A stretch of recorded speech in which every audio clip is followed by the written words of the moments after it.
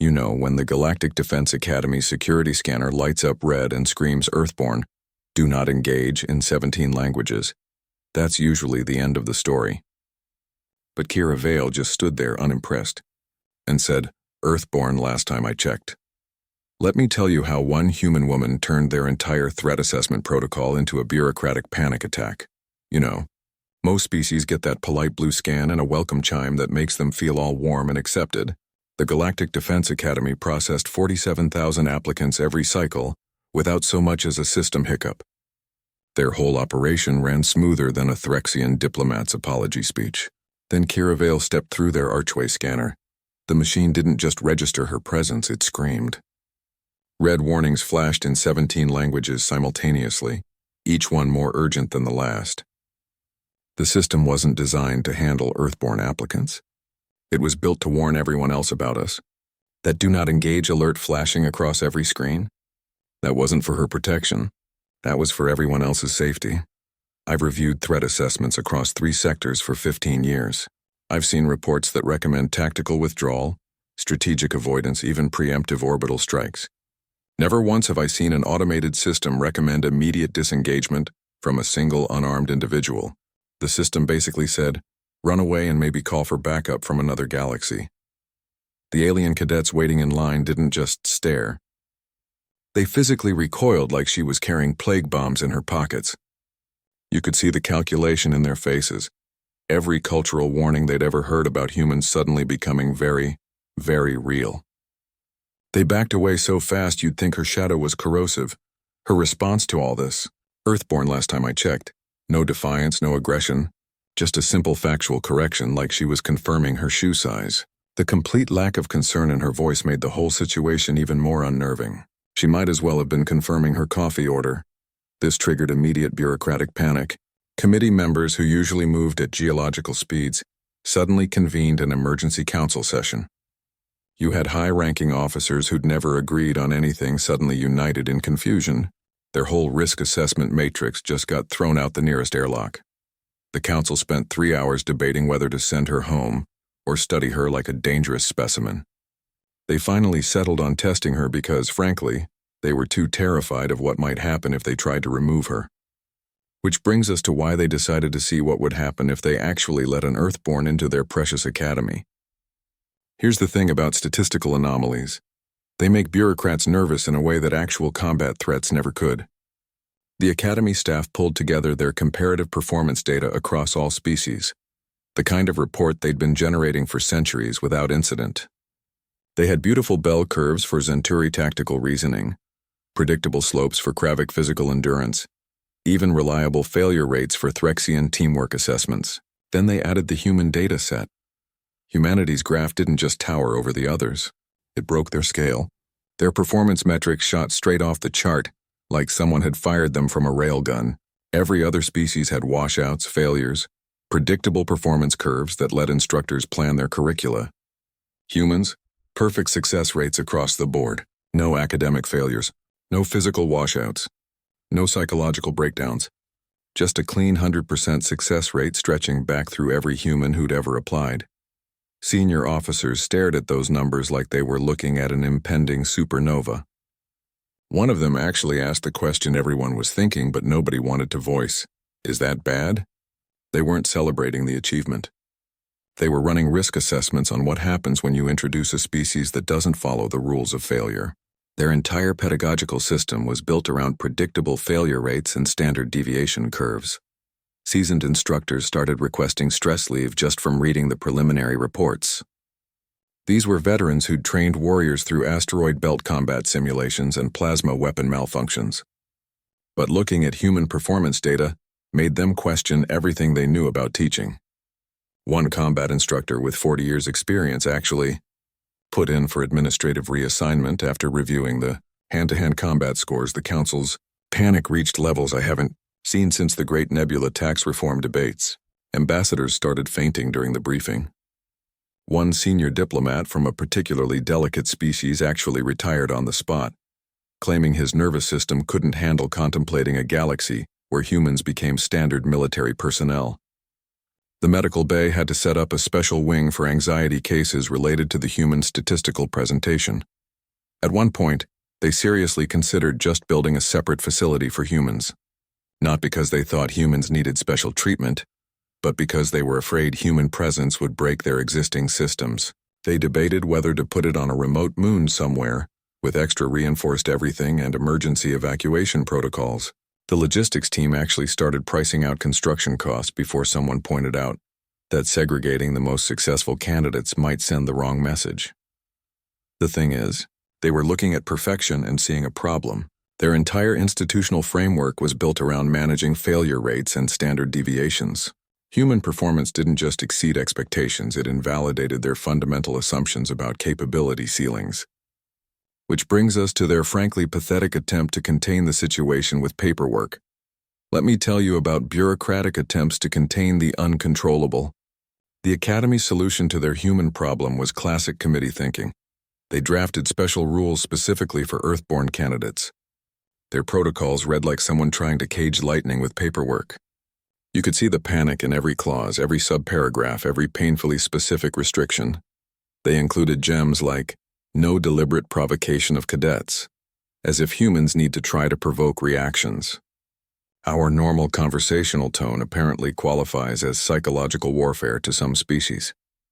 Then there was no unnecessary pain tolerance displays, because what humans consider normal endurance thresholds apparently qualify as unnecessary showboating. The medical staff kept filing complaints about human cadets refusing anesthesia for minor procedures that would have other species, demanding medical retirement. The funniest one was no flaunting Earth's wildlife outside xenobiology. Contexts, like we're going to bring tigers to the cafeteria or release honey badgers during tactical simulations. They genuinely seemed to think humans travel with personal menageries. The Regulations Committee clearly binge-watched old nature documentaries and assumed we all keep bears as emotional support animals. They were trying to legislate against fundamental human nature itself. It was like writing rules against water being wet or gravity pulling downward. Their entire regulatory framework assumed humans could simply choose to be less human when convenient. The cultural liaison officer actually gave Kira a printed copy of these protocols with the solemnity of someone handing over classified battle plans. Dravik, this overly earnest training supervisor, warned her the initial trial had a 48% failure rate, like that would scare her. He delivered this statistic with the gravitas of someone announcing a planetary invasion. You could see him mentally preparing for her to request special accommodations or additional preparation time based on this terrifying number. Kira just scanned the document, handed it back and said, "Throw whatever you throw at other cadets." That simple statement became their absolute nightmare. It wasn't defiance. It wasn't bravado. It was just a factual statement that she expected equal treatment despite their panic. The thing is, they never understood that human standardization means adaptability. Our entire evolutionary history is about meeting whatever the environment throws at us and finding a way through it. Their special protocols were designed for a species that needs protection from itself. Humans just need the opportunity to demonstrate what we can do when challenged, which brings us to how she handled their carefully controlled training environment. You know what separates humans from every other species? We see tools everywhere. It's not a special skill. It's just how our brains are wired. We look at a rock and see a hammer. We look at a vine and see a rope. The galaxy's other species see environments. Humans see resource depots. Training Ground Sigma was designed to simulate hostile environments that would disable conventional tactics. They cranked up the gravity until most species could barely stand. They dropped the light levels to near darkness and pumped the atmosphere full of sulfur compounds that made breathing painful. The whole setup was meant to force cadets into cautious defensive postures. It was supposed to teach measured responses and careful movement. Kira didn't disable. She adapted faster than their sensors could even track her movements. While other cadets were still adjusting their equipment and complaining about the conditions, she was already moving with purpose. She didn't fight the environment. She used it.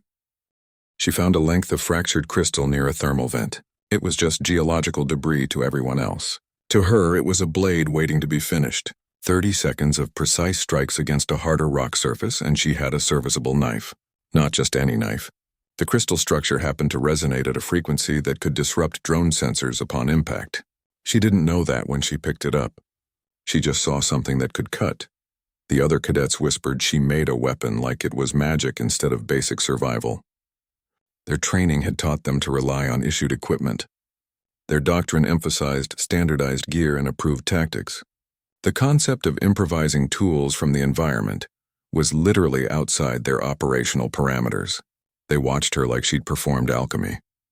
When the Class 3 combat drone deployed, it was programmed to neutralize threats using non-lethal force. Standard procedure involved evasion, finding cover, or using authorized countermeasures. Kira didn't engage it directly. She waited for the drone to approach, then threw her crystal knife in a precise arc. It didn't damage the drone's armor. It struck a sensor housing, and the resonance frequency scrambled its targeting systems. The drone kept flying, but it couldn't locate or track anything. It just circled aimlessly until the exercise ended. Her calm efficiency redefined what combat training could look like. The instructors had designed the scenario to teach limitation management and tactical withdrawal. She taught them that limitation is just a failure of imagination. Her after-action report simply noted she'd neutralized the threat using available resources. No celebration. No bravado.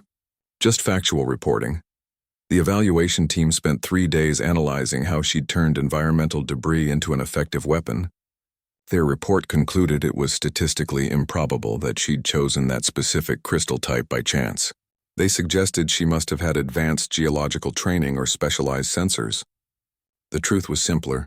She'd picked up what was available and made it work. Which brings us to how she treated their security systems.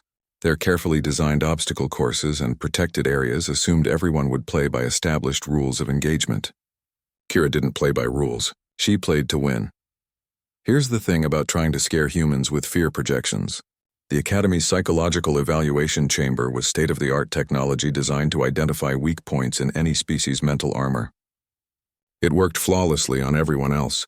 They'd run Zenturi cadets through ancestral memory simulations that left them weeping. They could make Threxians break down over social isolation scenarios. Their system was the gold standard for identifying psychological vulnerabilities. They flooded Kira's chamber with Earth-centric fear scenarios. Asteroid impacts that would devastate continents, solar flares that would wipe out technology, atmospheric containment failures that would suffocate entire populations. They projected viral outbreaks that would collapse civilization. Each scenario was meticulously designed to trigger primal panic responses. The system monitored heartbeat, respiration, neural activity. It waited for the breakdown it always found. She laughed. Actually laughed while their multi-million credit system tried to terrify her. Not nervous laughter. Not hysterical laughter. The kind of laugh you give when someone tells a particularly good joke. The monitoring team thought their equipment had malfunctioned. They checked the feeds 3 times before accepting what they were seeing. Her voice came through the comms clear and amused. We have an entire entertainment industry dedicated to imagining ways our planet could be destroyed. She sounded like she was recommending a good film. Last season alone, we had 7 different series about planetary catastrophes. The special effects are getting really good.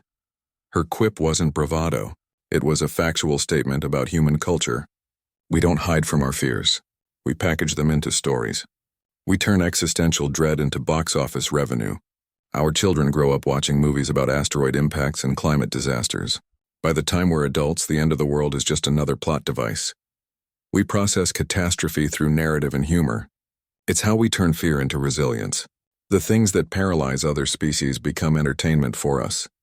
The psychological evaluation team had based their entire approach on standard trauma response models. They expected fight, flight, or freeze reactions. They didn't account for a species that treats apocalypse scenarios as creative inspiration. Their psychological warfare became comedy material for her. She actually critiqued their projections, said the asteroid impact sequence needed better sound design, suggested the viral outbreak scenario would be more effective with better visual effects. She treated their terror simulator like a bad movie screening. This moment reframed Earth's perceived weakness as ultimate strength. The evaluation team had assumed that coming from a death world would make humans more fearful. The opposite was true. Growing up with constant low-level danger makes you practically immune to hypothetical threats. When you've evolved on a planet where everything tries to kill you, imaginary disasters just seem quaint. The proctors actually debated whether laughter should disqualify her. They had strict protocols for panic responses, aggression spikes, even catatonic states. They had no procedure for amused commentary. One evaluator argued that failure to experience appropriate fear indicated psychological deviation. Another countered that recontextualizing terror as entertainment might be the healthiest coping mechanism they'd ever witnessed. Their entire psychological assessment model needed revision after that session. They realized they'd been measuring fear responses all wrong. The absence of fear wasn't a flaw. It was an evolutionary advantage they'd never encountered. Which brings us to how she treated their physical security systems. Their impenetrable doors and complex locks assumed everyone would approach problems the same way. Kira didn't just approach differently. She redefined the concept of penetration. Let me describe what impenetrable means to human engineering. The Academy's final gauntlet included 3 doors specifically designed to be unbreachable. They'd spent decades refining these security systems, each one requiring complex solutions and endless patience. The first needed precise code entry with shifting algorithms. The second required physical dexterity with magnetic locks. The third was pure reinforced alloy that supposedly couldn't be forced open without authorized equipment. They were teaching cadets to work within systems rather than break them. Kira approached the first door and didn't even look at the keypad. She wedged her crystal knife into the door track and applied pressure at a precise angle, mechanical leverage. The door groaned and shifted just enough to disrupt the locking mechanism. She didn't try to solve their puzzle. She changed the physical parameters of the problem itself. The second door had a control panel that required simultaneous pressure points and code verification. She found a rock with metallic deposits nearby and jammed it into the panel's weakest joint. The resulting short circuit blew the system's safeguards. Sparks flew, alarms sounded, and the door slid open with a defeated shudder. She didn't repair or bypass. She introduced a new variable they hadn't accounted for. The third door was the masterpiece of their security design. Solid reinforced alloy. No visible seams, no external controls. The intended solution involved waiting for remote verification from command after completing the first 2 challenges. Kira examined it for about 3 seconds, found a slight imperfection in the frame, and physically forced it open with brute strength. Not with tools, with her hands and understanding of mechanical advantage. She braced against the corridor wall and used her body weight at the exact point where the door's reinforcement was weakest. She finished the entire sequence in 47 minutes, 33 seconds. That was 5 minutes faster than the previous record held by a Threxian combat engineer with specialized equipment. The monitoring team initially thought their timers had malfunctioned. They reviewed the footage 3 times before accepting what they'd witnessed. The crowd's disbelief turned to pure awe as they watched human ingenuity in action. Cadets who'd been nervously avoiding her started gathering around display screens. Instructors who'd been skeptical began taking furious notes. You could see the shift happening in real time. They weren't watching a dangerous anomaly anymore. They were witnessing a masterclass in problem solving. The thing is, they designed obstacles. She saw puzzles with multiple solutions. Their security systems assumed everyone would play by established rules of engagement. They built challenges that tested specific skills within defined parameters. Kira treated their entire gauntlet like a series of suggestions rather than requirements. She didn't show disrespect for their systems. She demonstrated that sometimes the most efficient solution involves redefining the problem entirely. The engineering team spent weeks analyzing how she'd compromised their impenetrable doors. They kept looking for specialized knowledge or advanced technology. The truth was simpler. She'd used basic physics anyone could understand, but nobody had thought to apply. Their post-incident report recommended redesigning all security systems to account for improvised mechanical advantage techniques. They'd essentially admitted their entire security philosophy had been flawed from the beginning, which brings us to how she treated their most sacred tactical doctrines.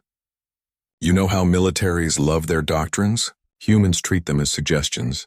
The field exercise involved breaching a fortified position designed by their top tactical instructors. Standard doctrine required specific approaches, careful timing, and adherence to established breach protocols. They'd perfected this exercise over decades with clear metrics for success and failure. The expected completion time was 45 minutes with acceptable casualty rates. Kira looked at their perfect fortification and devised what they later called a dirty multi-vector assault.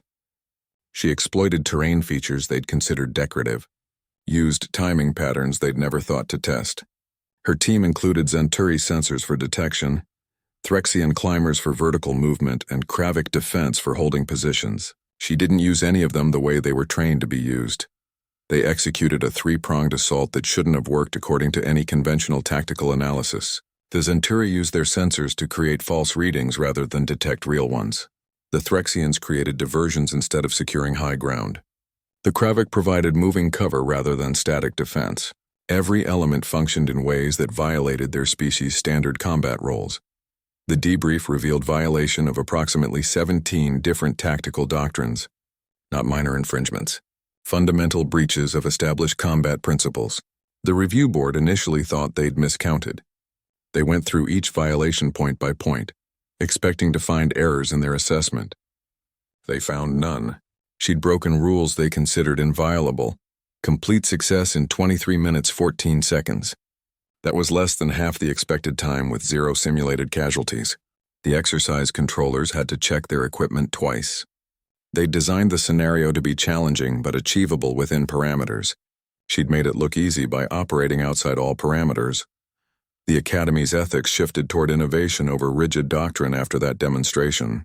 Instructors who'd been teaching the same tactics for years started questioning everything. You could see it in their lesson plans. Less emphasis on perfect form, more on effective outcomes. They began rewarding creative solutions rather than punishing deviations from doctrine.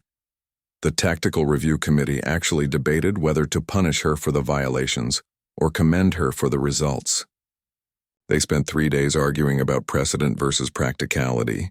One senior instructor noted that following doctrine would have resulted in acceptable performance. Violating doctrine resulted in spectacular success. They eventually created a new category of commendation for innovative tactical application. At one point, they brought in historical military theorists to analyze her approach. These were scholars who'd written the doctrines she'd violated.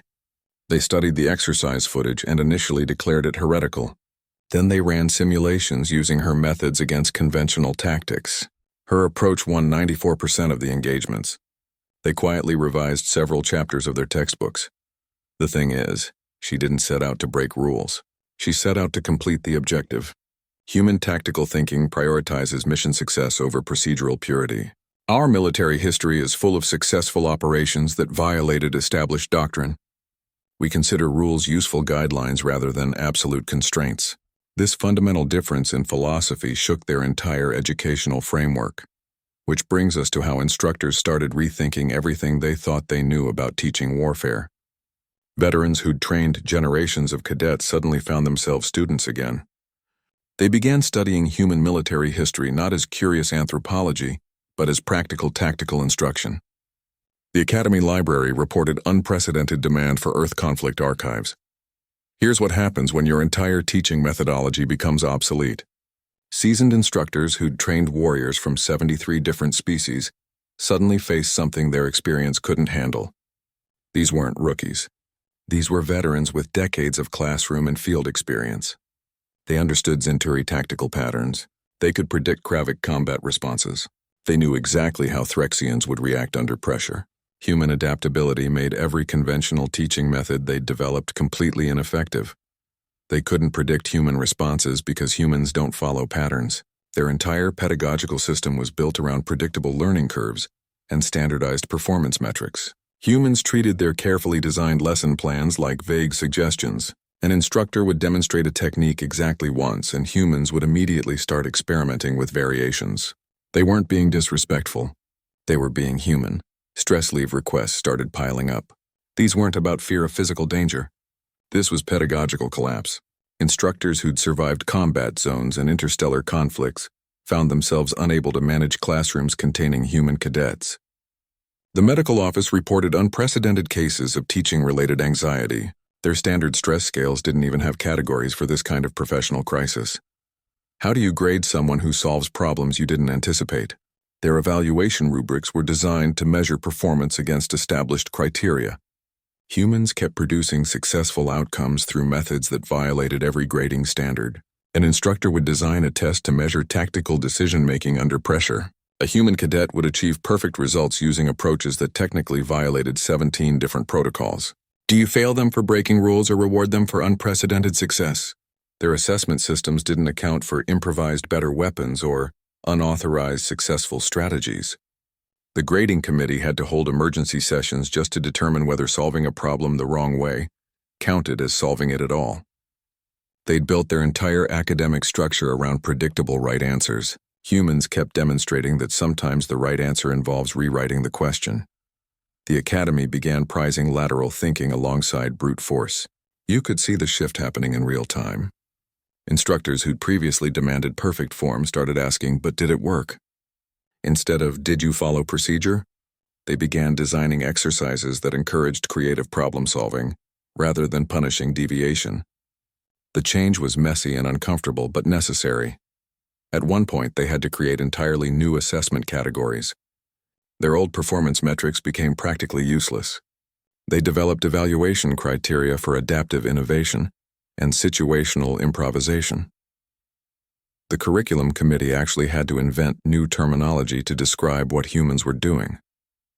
Their old terms like procedural compliance and doctrinal adherence suddenly seemed inadequate. The thing is, human presence forced evolution rather than adaptation. Other species had joined the academy and adapted to its systems. Humans made the systems evolve to accommodate them. It wasn't about fitting in. It was about demonstrating that sometimes the system itself needs to change. Instructors found themselves learning from their students in ways they'd never imagined possible. The training manual started including human methods as valid alternatives rather than violations. Scenario designs began incorporating multiple solution paths instead of single correct answers. You could track the cultural shift by watching how instructors framed problems. Instead of solve this using approved methods, it became find a way to solve this.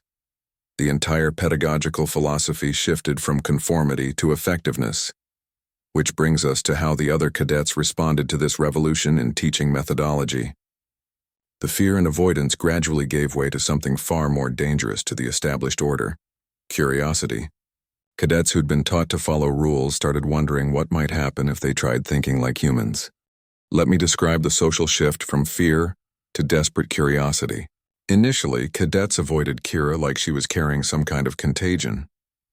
That red alert and the Academy's warnings had done their job too well. They'd cross corridors to avoid passing her, find sudden reasons to check their data pads when she entered common areas. The fear wasn't personal. It was systemic, baked into their training from day one. Their entire orientation included briefings about species to approach with caution. Humans topped every list. The tension came from that institutional fear layered over rumor and speculation.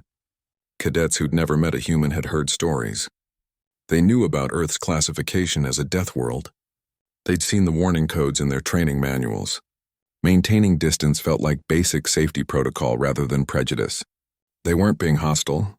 They were following established guidelines for dealing with unknown threats. Then they watched her solve problems that had stumped entire teams. They saw her bypass security systems with everyday objects, watched her turn training exercises into masterclasses in improvisation. The shift happened gradually at first. You'd see cadets lingering near training observation decks a little longer, not staring openly but watching from peripheral vision. The nervous whispers started changing tone. Stay away became, how does she do that? The questions started small, practical questions about specific techniques, then broader curiosity about human problem-solving methods. You could track the change in cafeteria conversations. Less speculation about human danger factors, more discussion about human tactical advantages. Cross-species teams began specifically requesting human partners for exercises.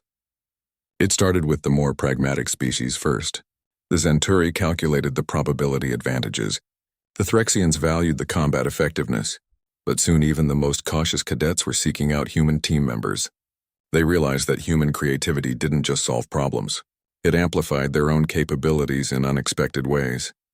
They discovered that human partners could turn their specialized skills into something more versatile. A Zenturi's sensory abilities combined with human improvisation became a powerful reconnaissance tool. Krevik defensive techniques paired with human adaptability created unstoppable perimeter security. It wasn't about humans being better. It was about humans making everyone around them more effective. The Academy's culture shifted toward collaborative learning, almost without anyone noticing. Instructors started designing exercises that required mixed species teams. The curriculum began emphasizing complementary abilities over standardized performance. You could see cadets from different species actually talking strategy instead of just comparing test scores. The social dynamic changed from competition to cooperation. Fear gave way to respect once they saw practical benefits. It wasn't about liking humans or understanding their culture. It was about recognizing that human methods produced results. Cadets who'd been afraid to stand near Kira were now asking her to demonstrate techniques. The same warning systems that initially kept them apart became conversation starters about tactical advantages. The thing is, they stopped seeing humans as threats and started seeing them as force multipliers. The very qualities that made them dangerous also made them invaluable partners. Their adaptability became an asset rather than a risk factor. Their improvisation skills turned impossible situations into solvable problems. The Academy didn't just learn to tolerate humans. They learned to actively incorporate human capabilities into their operational framework, which brings us to the 3 humans from the earlier cohort who'd been treated as isolated anomalies rather than representative examples. Their successes had been dismissed as individual flukes rather than species characteristics. The Academy was about to discover that Kira wasn't an outlier.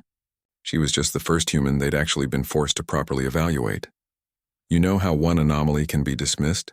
3 becomes a pattern that even the most stubborn bureaucrat can't ignore. David Race, Amy Lau, and Silas Vaughn represented earlier human recruits who'd passed through the Academy system.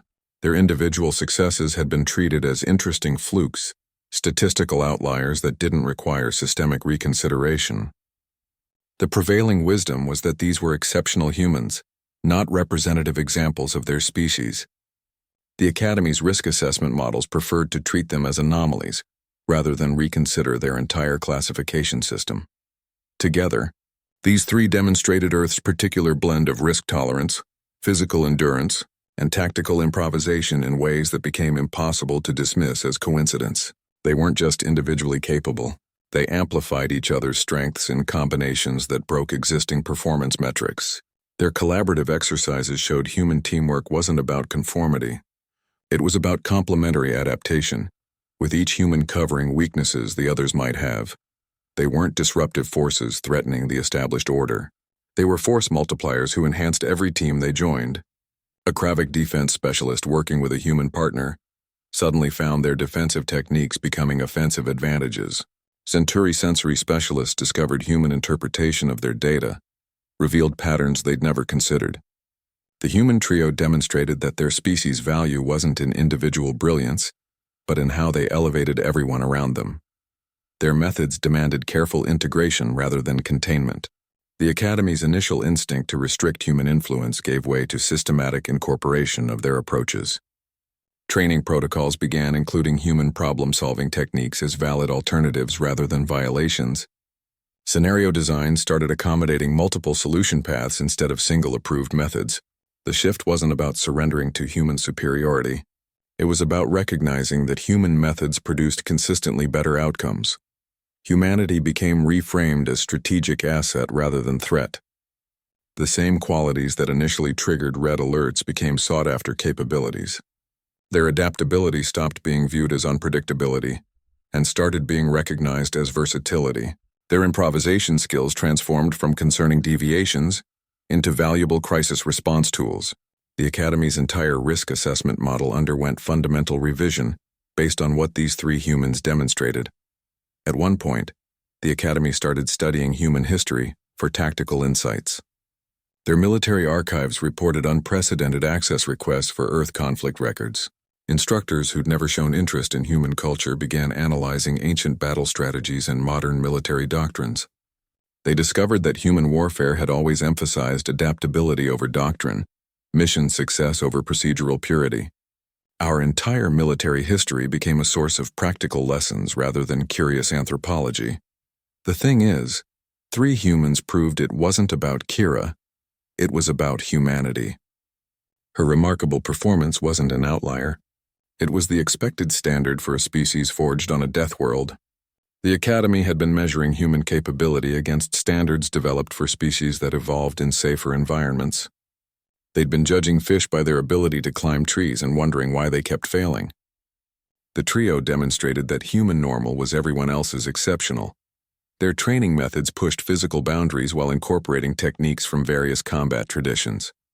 They combined alien doctrines with what they called practical approaches to problem solving. The goal was making normal combat feel easy by comparison, through exposure to controlled extremes.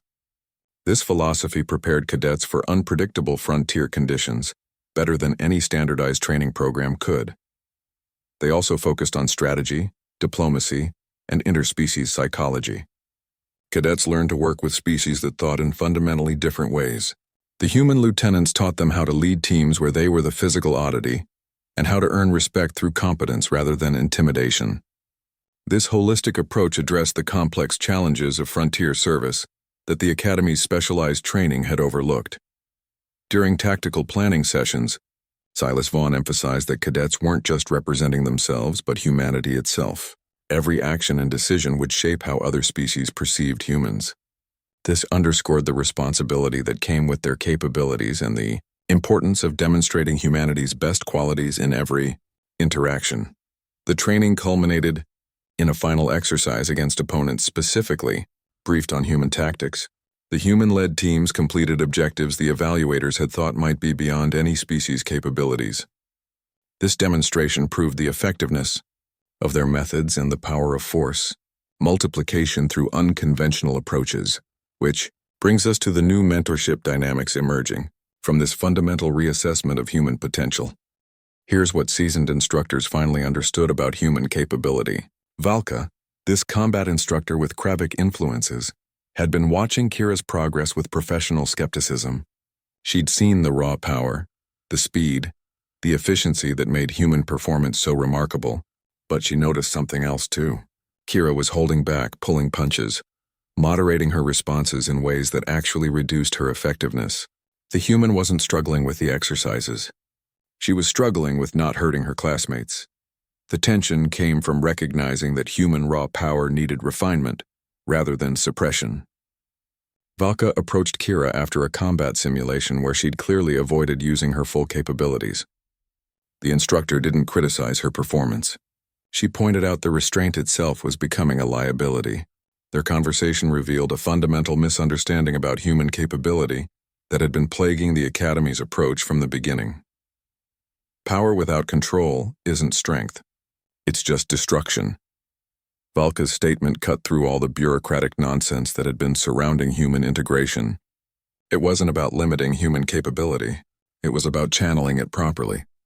The Academy had been trying to put safety limits on human performance when what they really needed was to teach controlled application of that power. Their dialogue revealed a new mentorship dynamic emerging that would change everything. Instead of human versus instructor, it became experienced warrior guiding talented newcomer.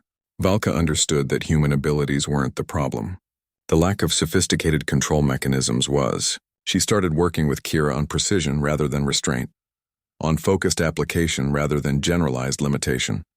Human restraint paired with raw speed became the new model for training.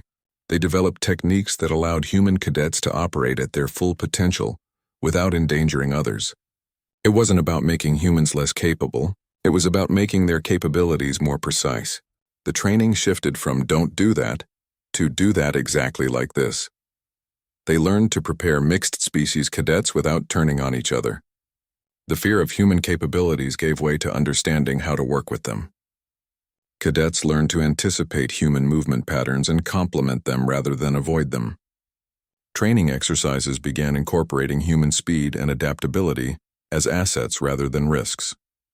The Academy adopted humanist strategies emphasizing adaptive thinking across all species. The focus shifted from standardized performance to effective problem solving. Instructors started valuing creative solutions as much as technical perfection. The curriculum began including control and precision training for everyone, not just humans. The thing is, humans taught control while learning refinement. Kira and the other human cadets demonstrated how to apply immense capability with surgical precision. They showed that true strength wasn't about how much power you had, but how precisely you could apply it. Their approach to combat became about efficiency rather than demonstration. At one point, they realized humans were natural teachers despite being new to the Academy. Their ability to break down complex movements into understandable components proved invaluable. Human cadets started assisting instructors with demonstrating techniques to other species. They had this innate talent for explaining physical concepts in practical terms that everyone could grasp. The mentorship dynamic that developed between Valka and Kira became a model for interspecies training throughout the academy. It proved that experience and innovation could combine to create something stronger than either approach alone. The rigid instructor-student hierarchy gave way to more collaborative learning relationships. This shift in training philosophy prepared cadets for real-world scenarios where unpredictable challenges required adaptive thinking. They learned that sometimes the best solution involved redefining the problem itself. The academy stopped trying to fit humans into existing frameworks and started building new frameworks that accommodated multiple approaches to problem solving, which brings us to how human problem-solving methods began spreading beyond combat, training into every aspect of the academy's operations. The lateral thinking revolution wasn't just about tactics anymore. It was about reimagining how the entire institution approached challenges, from logistics to diplomacy to basic administration. Let me describe how human problem-solving infected the entire academy. The staff started introducing puzzles specifically designed to require unconventional solutions, thinking they'd created clever little brain teasers. They set up scenarios where traditional methods would obviously fail, expecting cadets to either struggle admirably or gracefully accept defeat. What they got was human-led improvisation that completely rewrote their understanding of problem-solving. Traditional methods struggled spectacularly with scenarios requiring actual creativity. You'd see Zenturi cadets performing perfect tactical analyses that concluded the exercise was impossible. Kravik teams would demonstrate flawless combat techniques that couldn't solve the actual problem. The system was designed to reward proper procedure rather than effective results. Human approaches turned this completely upside down. Human-led improvisation lowered washout rates dramatically across all species. That 73% failure rate they'd accepted as normal suddenly looked like institutional failure rather than rigorous standards. Cadets who would have washed out under the old system started succeeding when they learned to think like humans. It wasn't about being smarter or stronger. It was about being more flexible in approach. They began teaching cross-cultural problem-solving in combat-critical contexts. Instead of separate training tracks for different species, they created mixed teams facing complex challenges. Zenturi analytical skills combined with human improvisation. Kravik physical prowess enhanced by human tactical creativity. The exercises stopped testing individual capability and started testing collaborative innovation. Cadets learned to apply multiple perspectives to single problems. A tactical scenario that previously had one approved solution now had 17 valid approaches. Engineering challenges that required specific technical solutions became opportunities for creative workarounds. The assessment focus shifted from, "Did you follow procedure?" to, "Did you solve the problem effectively?" The Academy's pedagogy transformed toward adaptive thinking in ways nobody could have predicted. Instructors who'd spent decades teaching standardized methods became students of human creative processes. The curriculum committee had to throw out generations of lesson plans and start fresh.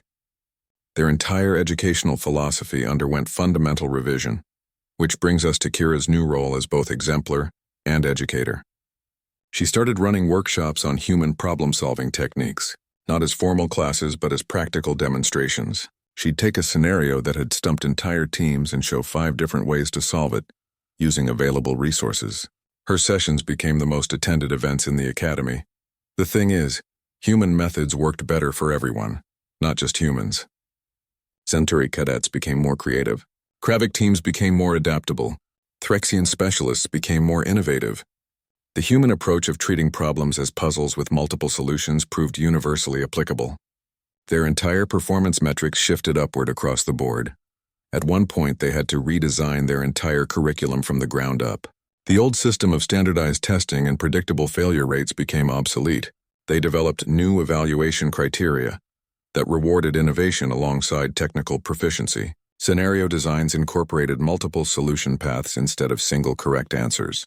The training manuals got rewritten to include human methods as standard approaches rather than interesting alternatives. The cultural shift spread beyond tactical training into administration and logistics. Supply officers started applying human improvisation methods to resource allocation. Medical staff incorporated adaptive thinking into emergency response protocols. Even the cafeteria staff began experimenting with meal preparation techniques they'd learned from human cadets. The entire institution underwent a quiet revolution in how it approached problems of any kind.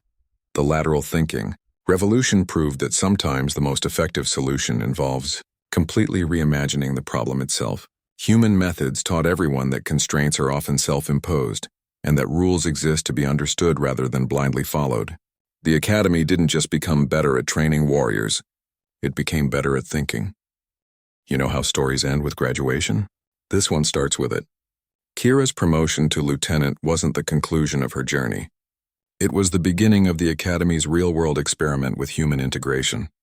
That ceremonial passing of ranks and formal responsibilities marked the moment when theory finally met frontier reality. They'd trained her, studied her, adapted to her methods. Now they'd see if any of it actually worked outside controlled environments. Her first assignment placed her on Arcturus 7, a frontier world facing increased threats from hostile forces. This wasn't some cushy planetary defense posting. This was contested space with regular raids and skirmishes testing the garrison's limits. The assignment selection committee clearly hadn't made this decision lightly. They were sending their most unconventional graduate to their most challenging posting. Either this would prove human value beyond doubt, or demonstrate why the warnings existed in the first place. Colonel Rathgar embodied that tradition versus reform tension perfectly. He was old-school military through and through, with service records spanning 3 decades and 5 conflict zones. He'd built his career on established doctrines and predictable patterns. His initial reaction to receiving a human lieutenant was exactly what you'd expect from someone who'd spent his life following rules. He didn't want Kira there. The paperwork alone gave him migraines.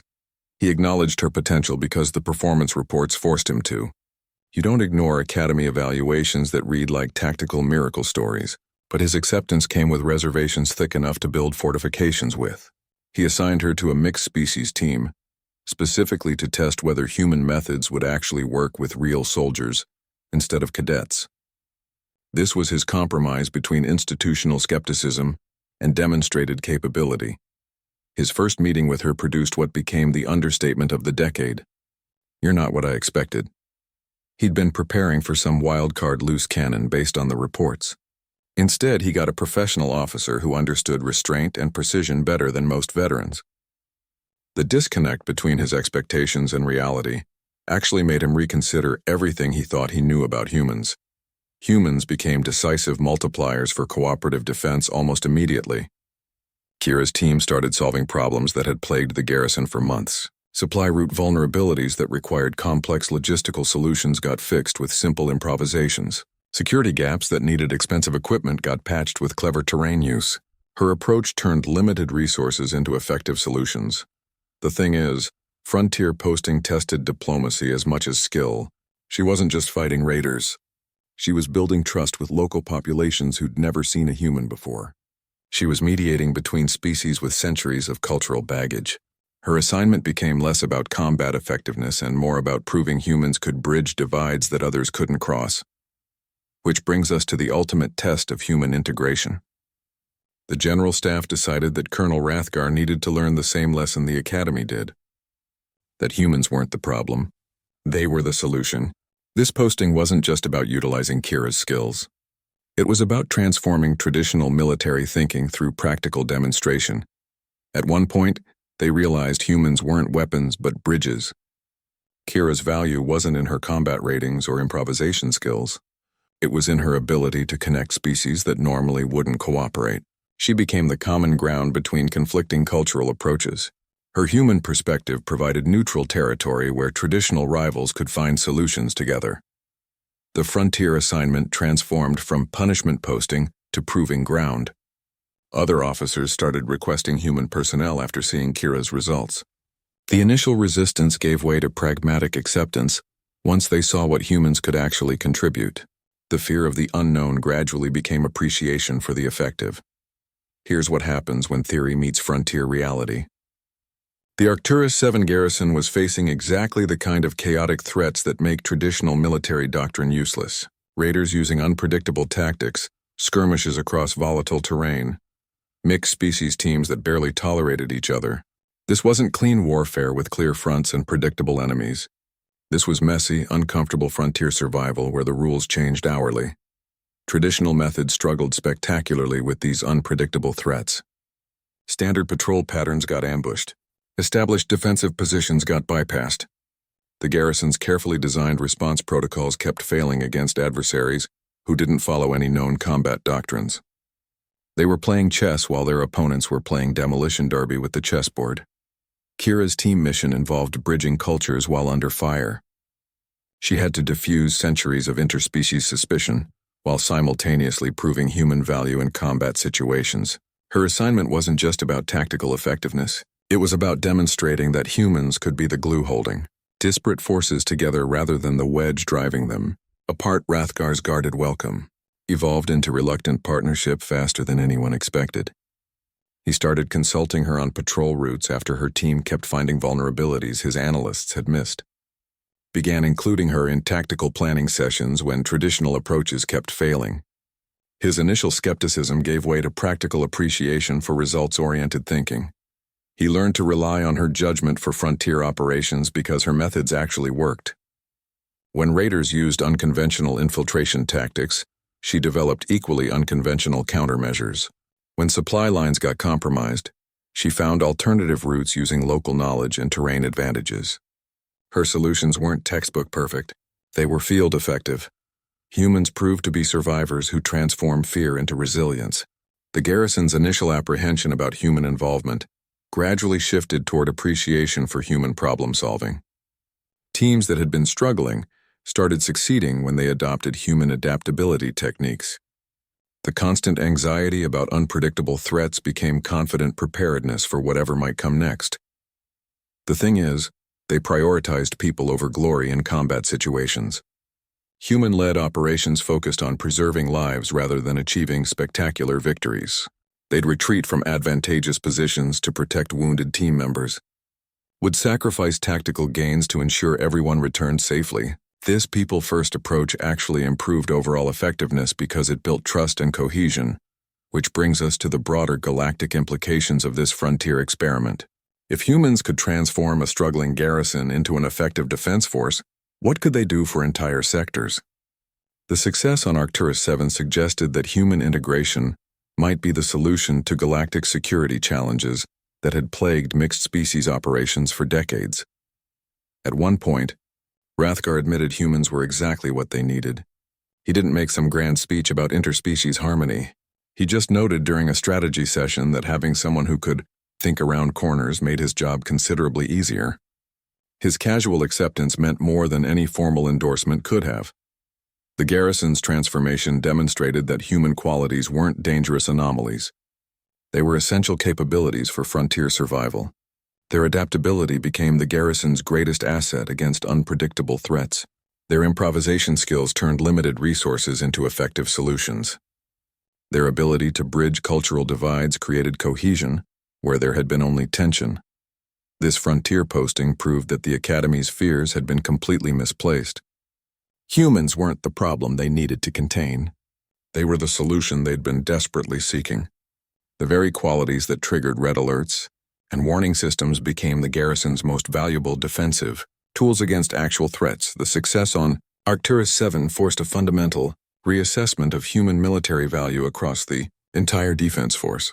Reports from the frontier carried more weight than Academy evaluations ever could. Commanders who'd been skeptical started requesting human personnel for their own challenging assignments. The proof wasn't in performance metrics anymore. It was in actual battlefield results. Let me explain how Do Not Engage became Please Apply.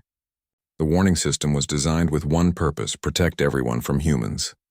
The red alerts, the multilingual warnings, the emergency protocols, none of it was ever meant to evaluate human capability. It was pure defense mechanism, like building taller fences because you heard rumors about dangerous animals. The tension came from the system accidentally advertising human capabilities across the entire galaxy. That dramatic red alert wasn't just seen by Academy staff. It went out on standard defense networks, across diplomatic channels, through intelligence sharing systems. Species that had never encountered humans suddenly had detailed readouts of their physiological capabilities and performance metrics. The warning system became the most effective recruitment brochure anyone could have designed. Species that actively avoided human contact started seeking them out. Diplomatic missions that used to politely decline Earth's overtures began requesting joint training exercises. Military organizations that had human exclusion policies started quietly revising their recruitment guidelines. The very warnings meant to keep humans contained became talking points about their unique capabilities. The red alert transformed from warning to badge of honor. Cadets started viewing the human detection protocol as a mark of distinction, rather than danger. You'd hear them joking about wanting to trigger a few warning lights themselves. The Academy's threat assessment became a measuring stick for capability instead of risk. That flashing red light meant you were dealing with someone who could change the game. Earth's grit and ingenuity began shaping galactic defense doctrine in ways nobody anticipated. Tactical manuals incorporated human improvisation techniques. Training scenarios started including resource limitation challenges that forced creative thinking. The entire approach to military preparedness shifted from standardized responses to adaptive problem-solving. The thing is, fear transformed into alliance through demonstrated value. It wasn't about trust or friendship or cultural understanding. It was about pragmatic recognition that human capabilities solved real problems. Commanders who'd opposed human integration became advocates once they saw improved mission success rates. The debate shifted from whether humans were dangerous to how many humans they could recruit. Which brings us to Kira's quiet vow that changed everything. Her simple statement of readiness became the unofficial motto of human integration, that willingness to face whatever challenges emerged without preconceptions or limitations. It represented the shift from defensive posturing to proactive adaptation that characterized the new approach to galactic security. At one point, the Academy started recruiting specifically from Earth. They established dedicated liaison offices, streamlined application processes, even created human-focused assessment criteria. The same institution that once panicked at the sight of a human applicant began actively seeking them out. Their recruitment materials started highlighting the very qualities that initially triggered red alerts. You know how bureaucracies work. They eventually embrace what they fear once they understand its utility. The same administrative machinery that generated warning protocols began producing integration guidelines. The committees that debated containment strategies started planning collaborative initiatives. The entire institutional framework pivoted from rejection to incorporation. The transformation wasn't immediate or smooth. There were holdouts who still viewed humans with suspicion. Traditionalists who complained about changing established systems. But the practical results kept overwhelming the theoretical objections. Every successful mission, every innovative solution, every improved performance metric made resistance increasingly difficult to justify. The warning system itself underwent fundamental revision. The red alert for humans was replaced with a capability assessment protocol. The do not engage message became specialized capabilities detected. The same scanners that once triggered panic now generated opportunity alerts. The system designed to keep humans out became the tool for identifying their potential value. This shift reflected the broader galactic reassessment of human involvement. What began as cautious tolerance evolved into active pursuit. The qualities that made humans dangerous also made them invaluable. Their adaptability became an asset against unpredictable threats. Their resilience became essential for frontier operations. Their unconventional thinking solved problems that stumped everyone else. The galaxy didn't just learn to accept humans. It learned to value what made them different. The warning system's transformation symbolized this fundamental change in perspective. That initial panic response now seems almost quaint, compared to the current appreciation for human capabilities. The red alert didn't disappear. It just changed meaning entirely. You know what separates humans from every other species? We carry evolutionary baggage from a death world that would kill most sentient life in under an hour. Our planetary heritage includes volatile weather patterns that shift from ice ages to heat waves in a single season, flora that defends itself with neurotoxins, and fauna that views everything as either prey or competition. This isn't special to us. This is just Tuesday on Earth. Our normal is their extreme. Our basic survival instincts qualify as advanced combat training everywhere else. What humans consider standard pain tolerance would put other species in medical isolation. Our standard environmental adaptation protocols look like suicide missions to galactic observers. The gap between human baseline and everyone else's capabilities isn't just significant. It's fundamentally incomprehensible to species that evolved in safer environments. We don't see ourselves as dangerous. We see ourselves as practical. When Kira Vale improvised a weapon from crystal fragments, she wasn't showing off. She was solving an immediate problem with available resources. When humans treat apocalypse scenarios as entertainment, it's not because we're fearless. It's because we process existential threats through narrative and humor as survival mechanisms. Our approach to challenges isn't about aggression. It's about finding solutions. The galaxy's fear was completely misplaced from the beginning. They looked at human capabilities through the lens of their own experiences and saw menace where there was only practicality. The red alerts and warning systems reflected their limitations, not our intentions. They designed protocols based on what would be dangerous if their species possessed such abilities, never considering that humans developed these traits for survival, not domination. The thing is, we're not monsters. We're problem solvers from a hard world. Our evolutionary journey forced us to develop pattern recognition that borders on precognition, spatial awareness that defies conventional physics, and decision-making speed that looks like impulse to everyone else. These aren't superpowers. They're basic survival skills honed through millennia of not being the strongest or fastest species on our own planet, which brings us to the final implication of human integration. If our standard capabilities can transform military effectiveness this dramatically, what does that say about galactic preparedness overall? The systems designed to protect everyone from humans were actually protecting humans from systems that couldn't handle their capabilities. The entire framework needed revision, not the species that exposed its weaknesses. At one point, they realized salvation came from the warned-against species. The very qualities that triggered panic responses became the solutions to security challenges that had plagued them for generations. Human adaptability solved supply chain vulnerabilities. Human improvisation fixed defensive gaps. Human resilience transformed impossible situations into manageable problems. The warning system hadn't been wrong about human capabilities. It had been wrong about their application. Here's the thing about humans, we're only just getting started. The Academy saw our baseline capabilities and panicked. They haven't even seen what focused training and proper guidance can produce. Our evolutionary background means we improve faster under pressure. We adapt to new challenges more effectively than any species they've encountered. The capabilities that seem remarkable now are just the foundation for what humans can become with proper training and resources. Let me tell you how this changes everything for galactic defense. The old model of standardized training and predictable performance curves becomes obsolete when you incorporate human adaptability. The focus shifts from limiting capabilities to channeling them properly. Defense strategy evolves from reactive protection to proactive problem solving. The entire approach to security undergoes fundamental revision, because humans don't just follow rules. They rewrite them based on practical necessity. Here's how Kira summed up the entire human condition in one sentence. Standing there on Arcturus 7 with her mixed-species team, facing down yet another unknown frontier threat, she'd reached the end of her initial deployment rotation. The universe had thrown everything at her: academic challenges, psychological warfare, bureaucratic nonsense, actual combat scenarios. She'd adapted to gravity shifts, atmospheric toxins, cultural barriers, and tactical failures. Every test they'd devised, she'd met with that same calm readiness. Her quiet vow cut through the tension of another impending crisis. Okay, universe, show me what you've got. Not defiance, not arrogance, just simple readiness to adapt to whatever came next. The statement hung there in the sulphurous air, more revealing than any psychological evaluation could ever be. It wasn't a threat or a boast. It was a statement of fact about human preparedness. This represented the broader galactic shift underway across all defense forces.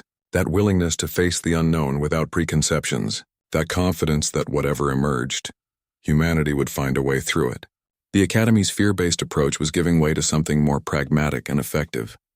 They were learning that preparation wasn't about predicting threats. It was about developing the capacity to handle anything.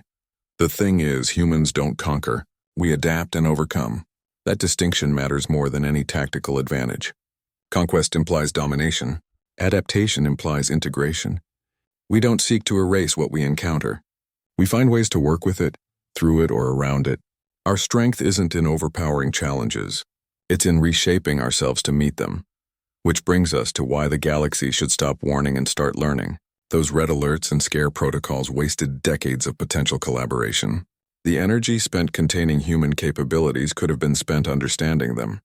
The resources allocated to threat assessment should have gone toward capability integration. The warning system created fear where there should have been curiosity. At one point, even Rathgar started saying, "Show me what you've got," during tactical briefings. The traditionalist colonel who'd initially resisted human involvement began adopting their mindset. His planning sessions shifted from defensive posturing to proactive readiness. He stopped trying to predict enemy movements and started preparing his teams to handle whatever emerged. The change wasn't dramatic. It was practical. You know how cultural shifts happen? One adapted human at a time. Kira's influence spread through simple demonstration rather than forceful conversion. Her team members started adopting her approach to problems.